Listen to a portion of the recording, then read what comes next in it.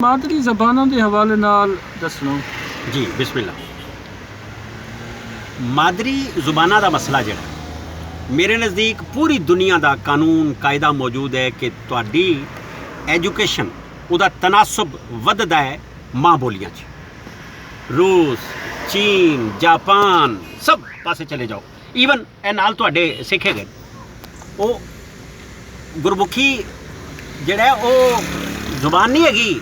गुरमुखी जिहड़ा है और रस्मुल खत है। शाहमुखी रस्मुल खत है जिहड़ा जिन्हों असी फारसी लिपि कहने वो रस्मुल खत चलता है। हुण पंजाब ने जुल्म किया है मेरे नज़दीक। पंजाब पूरे पाकिस्तान की वड्डी आबादी है और उसका हक बनता है कि वो अपन छोटियां आबादियां जिहड़ियां छोटियां जुबानां जिहड़ियां उन्हां दा हक अदा करे। जदों तुसी बुनियादी तालीम उर्दू च दोगे दरअसल तुसी बाकी सारिया जुबानां नाल जुल्म करोगे। सिंधी नाल जुल्म करोगे, पश्तो नाल जुल्म करोगे, सराइकी नाल जुल्म करोगे, बलोची और बरावी नाल जुल्म करोगे। और ये गैर आइनी इकदाम है। मेरे नज़दीक एक छोटी जी दरखास्त सुप्रीम कोर्ट चली जाए, ये तौहीन अदालत के जुमरे च आंदा है तो बुजदार साहब घाट उड़ जाएंगे। ये नहीं कर सकते, वो मजाज नहीं है। एक बिल्कुल लोगों को समझ नहीं आती ये माँ बोलियाँ हैं कि माँ बोलियाँ दरअसल तुहाडा सेंसिस बनता है, मरदमशुमारी बनती है। उहदे नाल फिर तुसी अपने जिहड़े सेंट्रल रिजर्व्स हैं उहदे विच तुसी हिस्सा लैंदे हो।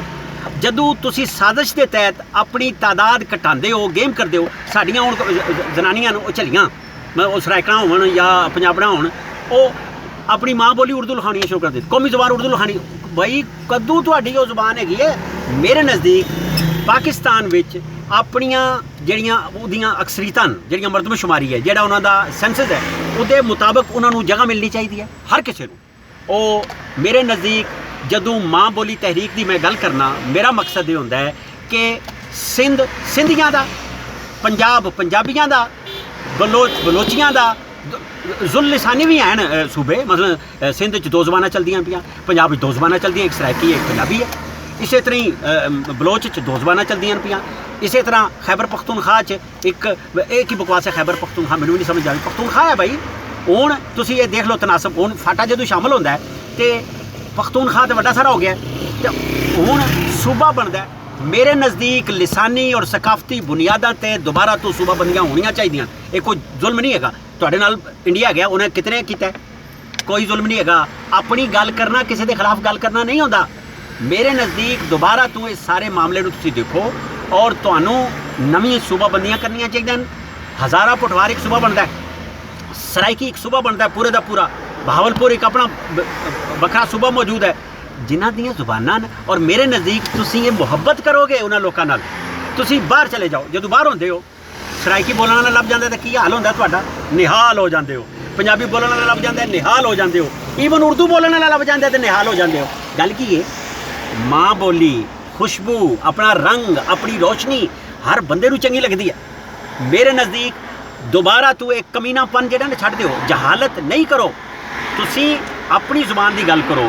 मेरे नज़दीक माँ बोलियां की गल जिहड़ी है, और मैं कहना पंजाब च पंजाबी और सराइकी ज़ुबान होनी चाहिए। पंजाब असैंबली विच कह रहा उत्थे तू छाया होने वाले जिहड़े अखबार न, जिहड़े रसाले न, जिहड़े रेडियो न, उन्हां सारिਆਂ ਨੂੰ ਉਸੇ तनासब नाल होना चाहिए। कानून मौजूद है 60-40 का, 60% उसकी और 40 वैसे मेरे नज़दीक 40% उर्दू जिहड़ा वो अगे भी ज़्यादा है, क्योंकि तुहाडी जितनी तादाद है ना उर्दू बोलने वाले की, उन्होंने उतना तनासब मिलना चाहिए। बिल्कुल हक नहीं मारना चाहिए।